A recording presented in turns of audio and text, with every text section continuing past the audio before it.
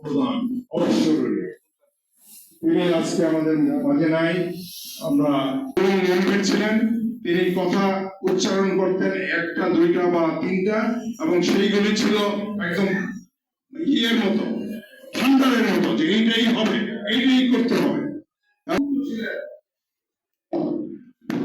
জিয়া রহমানের এত ভক্ত ছিলেন যে এই শহীদ প্রেসিডেন্ট জিয়া রহমানের সাথে যখন বিশ্বাসঘাতকতা করা হলো, তাকে যখন সেনাপ্রধানের পদ থেকে বের করে দিল, এই সিপাহী জনতাই আবার তাকে ক্ষমতায় অধিষ্ঠিত করল। তারা সেই ৭১-এর পুরান মহাজন পাকিস্তান বাহিনী যখন বাংলার উপর আক্রমণ করেছিল, তারা ছিল আনাদার বাহিনীকে সমর্থন করেছিল, এবং তারা হলো জল্লাদ বাহিনী। এদেশের লক্ষ লক্ষ মানুষকে হত্যা করার সহযোগিতা করেছে তারা। মা বোনের ইজ্জত লুটে নিয়েছে তারা, অগ্নিসংযোগ করেছে ঘর বাড়িতে, আজকে তারাই আবার বাংলার মানুষকে ধোঁকা দেওয়ার জন্য তারা সেদিন মন্দিরে গিয়ে বলছে পূজা আর রোজা নাকি এক। নাউজুবিল্লাহ। তারা বলছে আমার প্রিয় নবী হযরত মুহাম্মদ সাল্লাল্লাহু আলাইহি সাল্লাম আর কৃষ্ণ ভগবান কৃষ্ণ কি এক। নাউজুবিল্লাহ। তারা গীতা পাঠ করেছে, তারা মন্ত্র পড়েছে, তারা সেদিন গিয়ে আমাদের লা ইলাহা ইল্লাল্লাহ মুহাম্মাদুর রাসূলুল্লাহ বলে তারা বলেছে যা দেবী সর্বভূতেষু শান্তিরূপেণ সংস্থিতা নমস্তে সেই নমস্তে সেই নমস্তে সেই নমঃ।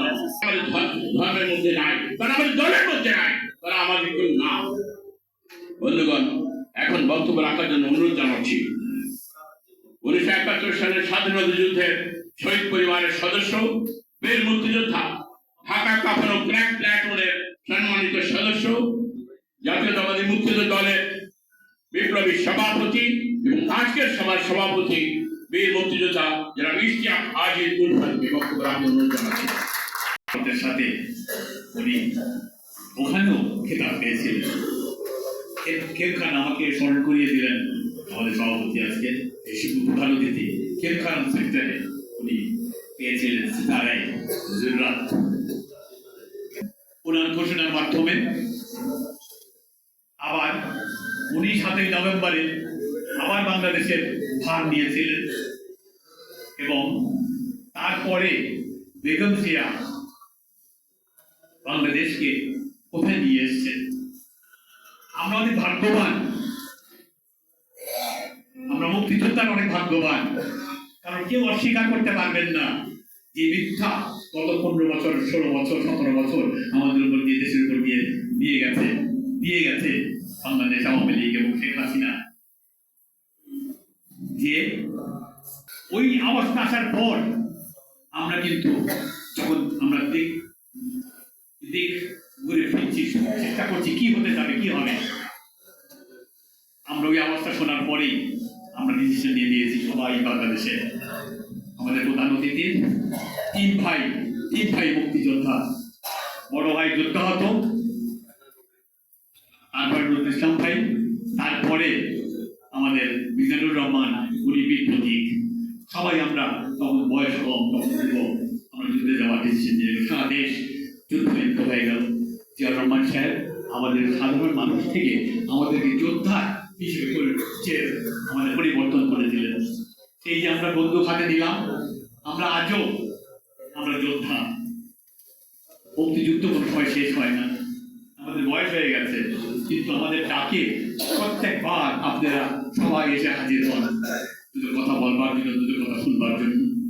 সে মানুষের বুকের উপরে গুলি চালিয়েছে, যারা হেলিকপ্টার দিয়ে ৩৭ শিশুকে পর্যন্ত হত্যা করেছে হেলিকপ্টার থেকে গুলি করিয়ে। ওই রকম এক্সাম্পল কিন্তু ৭১-এও নাই। ওইটা একটা ব্যাপার আমাদের মাথায় রাখতে হবে। আর যারা আমাদের বুকে গুলি চালিয়েছিল, পাকিস্তানিদের সাথে হাত মিলিয়ে মেটে যাওয়ার সময় এসে গেছে।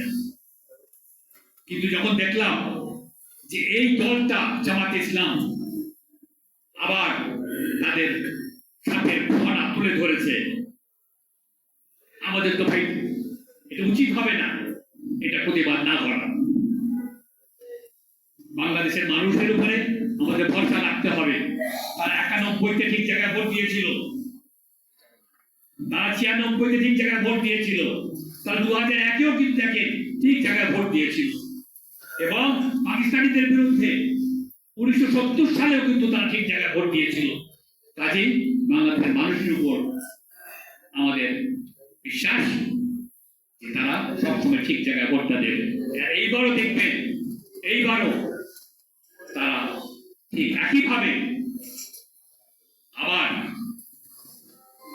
জামাতকে এই বীরধর সাপকে আবার গর্তের মধ্যে ঢুকিয়ে দেবে। কিন্তু আমাদের বসে থাকলে হবে না। আমাদের মুক্তিযোদ্ধা ভাইয়েরা এবং মুক্তিযুদ্ধের প্রজন্ম আমাদেরকে তৎপর হতে হবে।